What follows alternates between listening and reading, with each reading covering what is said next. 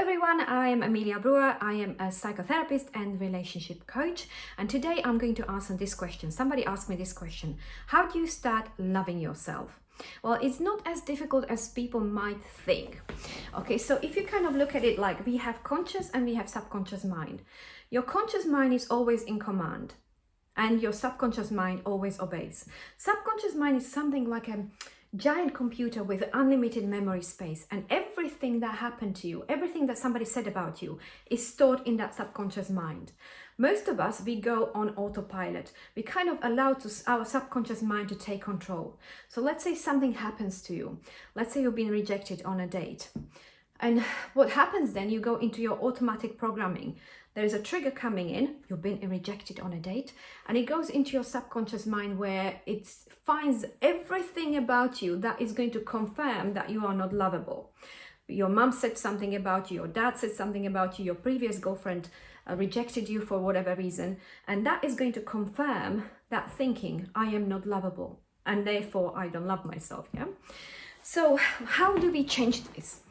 As I said, we have conscious and subconscious mind. Your conscious mind is always in command and your subconscious mind always obeys. What it means is that you can decide whether you want to perceive that situation based on what your programming and conditioning is, which is not correct. It is only based on what other people think. It's not the reality, and it's not all people. It will be only a few people that maybe said something to you and it's kind of stuck. So you can now decide, I'm not going to focus on any of that is in my subconscious mind, and I'm going to consciously decide to think how I am actually lovable, how I can maybe contribute to this relationship, okay? So let me give you an example.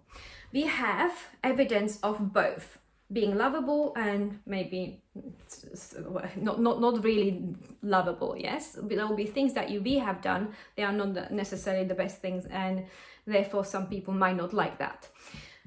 So how do you actually do that?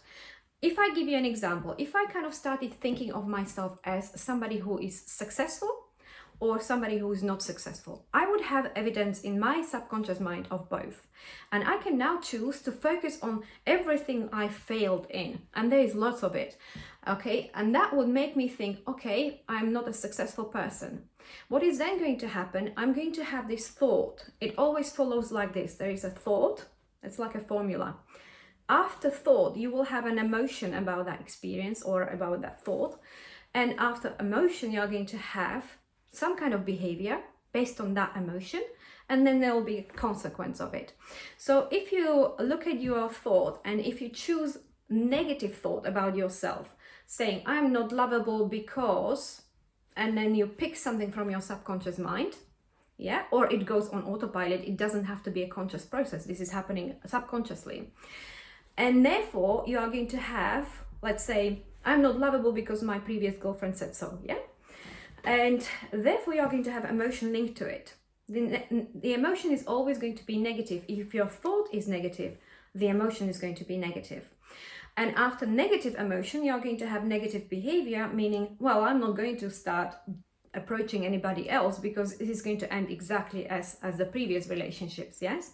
So I'm not going to start approaching anybody else, and there'll be consequence of it, and that will be that you are going to be single at the age of 50, let's say, yeah? So if we change that thought, let's say we go into positive and then find evidence of it in your subconscious mind. Well, I know that that person didn't find me lovable, but I had relationships and some people were really in love with me. And then you go into, that's a positive thought, and then you remember whatever experience you had about a relationship that was actually successful, yeah?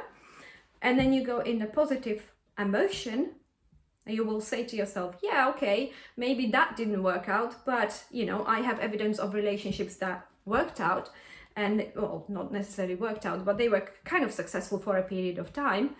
And then you will have positive emotion, and then you will have positive behavior, and then you are going to have positive consequence. Saying, for example, I am lovable because, I don't know, Jenny from Washington, you had a pretty good time for a period of time. then you are going to have positive emotion about it. After that is going to be positive behavior, saying, yeah, okay, I can see that sometimes it works, sometimes it doesn't, so why don't I try again? And then you will have a consequence of it, which is going to be, you will find somebody who is going to be who is going to love you. Okay, so that is how you actually have this. So the second part of it is, how do you love yourself? That would be how you change your thinking about maybe somebody else loving you. Yeah, so how do you love yourself? So as I mentioned before, I can choose to focus on what I want to focus on. Let's say I have evidence in my subconscious mind of me being successful. Yeah, I also have evidence in my subconscious mind of me failing. For example, when I was giving my first presentation, it was horrendous. Honestly, it was so bad that somebody actually had to jump in to stop me. And so if I started to focus on, I would never in my life did my talks or presentations or conferences as I do now, because I would be kind of constantly going, oh no, I can't do any public speaking because my first presentation was really bad. What I now tend to choose is on everything that I was successful in, and therefore my thought about that experience is not going to be negative, which means if I have thought that is not positive about something, it's going to be followed by a positive emotion, and after positive emotion is a positive behavior, and then we have the positive consequence. So can you see how it works? You will have evidence in your mind of both. Why should you be loving yourself, or why should you love yourself, why you are lovable, yeah? And you are going to have evidence in your subconscious mind of things that why you are not lovable. And it is now up to you which one you are going to focus on.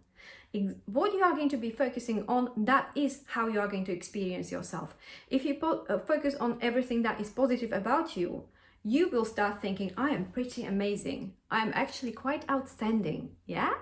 If you start focusing on everything that is negative about you, then you are going to be living that consequence of that, which means that you are going to have negative emotion about yourself.